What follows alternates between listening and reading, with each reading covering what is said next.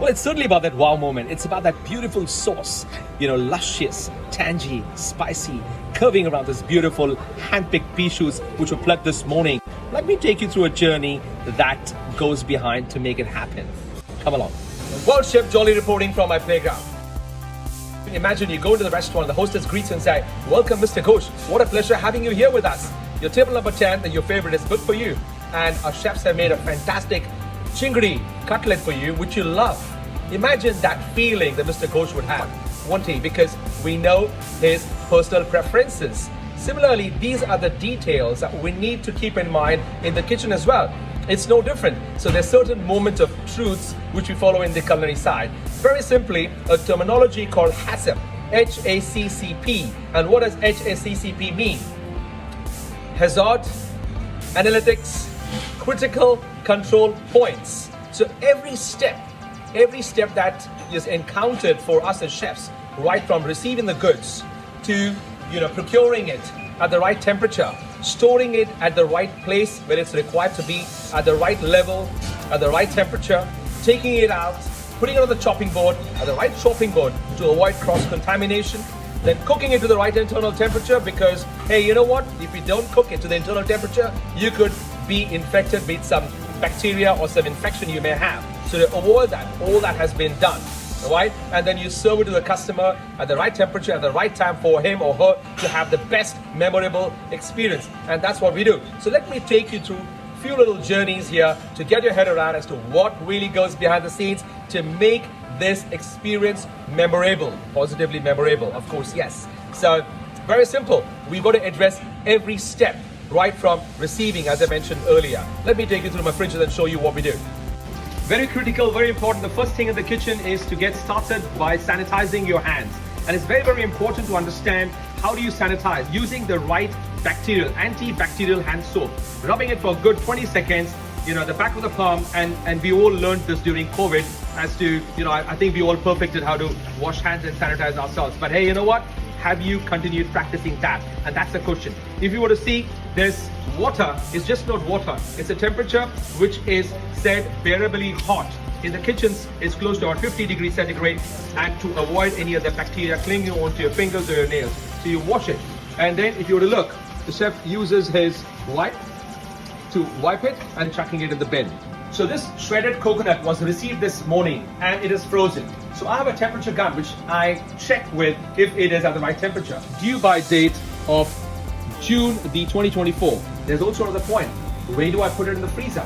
There's a sequence where you need to put your items. For example, chicken has to go in the bottommost shelf. Above that have to be your red meats. Then it has to be seafood. Then it has to be vegetables. Preferably vegetables and vegetarian items need to be stored totally in a different shelf to avoid any cross-contamination. And I'll tell you why in a quick bit that chicken has to be in the bottommost level and not on the top. You know why? Let me tell you. So here you see now we've got prawns which are stored on the top. Then we've got lamb chops, and then we've got malai tikka, which is a chicken. The chances of the malai tikka contaminating in the lamb chop and the prawns are very little because it's stored at the lower shelf. And that, if you were to see, we have taken due diligence to mark seafood on the top rack, lamb on the middle, and chicken on the bottom. And this is really critical for us to ensure food safety is maintained. Now we also follow a color-coded guidelines for your chopping boards.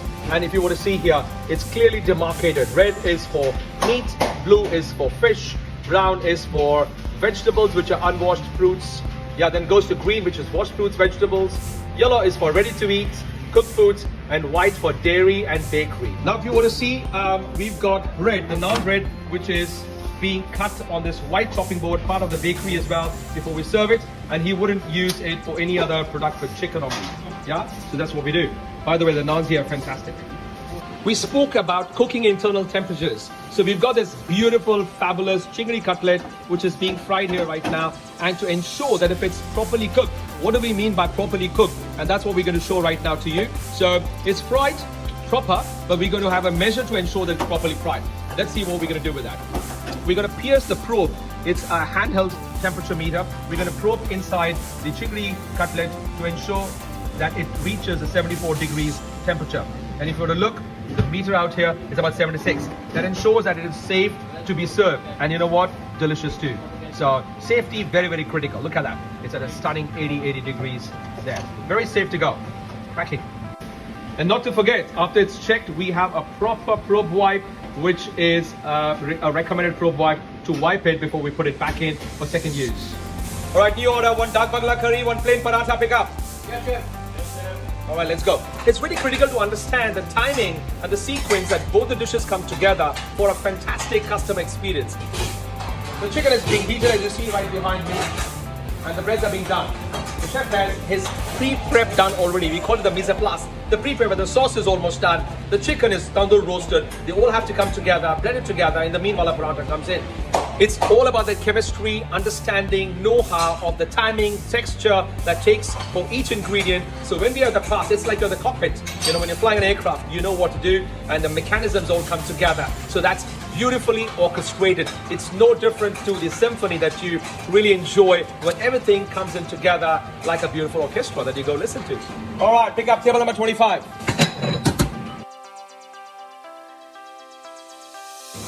Beautifully, right then, perfect timing. Service please. Yes, sir. Guys, whilst we maintain all this hygiene, HACCP, sanitation, food science, and all the practices into really play out here, it's important to document them. Documentation is again a part of the due diligence which we need to do every day.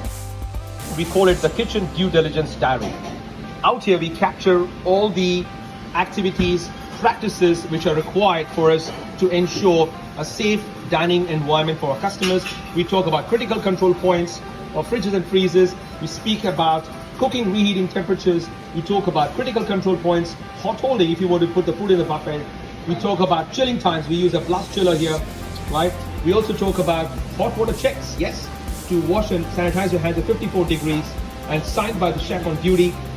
There's also ensuring that the dirty dishwashers rinse temperatures are checked and the final rinse temperature is 83 degrees centigrade and it's signed by the chef manager. Apart from all the other awesomeness that goes behind the scenes about the food, safety, science, and the whole chemistry, it's really critical that the team is in unison.